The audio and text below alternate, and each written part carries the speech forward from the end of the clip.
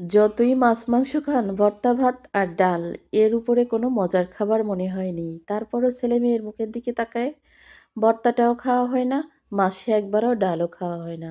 তো আজকে ৩টা দিনই কিন্তু রোস্ট পোলাও গরু গোশের উপরে আছি। তো আজকে আমি দুপুরের খাবার ছিল লাউ পাতা দিয়ে দেশি কই মাছ ভর্তা আর হচ্ছে মসুর ডাল টমেটো দিয়ে ঘন ঘন করে রান্না। তো আজকে ছেলেমেয়েরও সম্মতি ছিল, বলল আম্মু বানাও। তো বানাতে বললে আমি কি আর দেরি করি? তো বানানোর জন্য এখানে সব কিছু রেডি করে নিলাম। মিডিয়াম সাইজের ৭টা কই মাছ ছিল এইখানে। ৩টা পেঁয়াজ ছিল, ২টা ৪টা পেঁয়াজ ছিল, ২টা রসুন ছিল, ৮-১০টা কাঁচামরিচ আর এই যে গাছের থেকে লাউ পাতা ছিঁড়ে নিয়ে আসলাম। বাসায় যেকোনো সবজি গাছ থাকলে কিন্তু যখন তখন উঠায় এনে খাওয়া যায় নিজের পছন্দ মতো।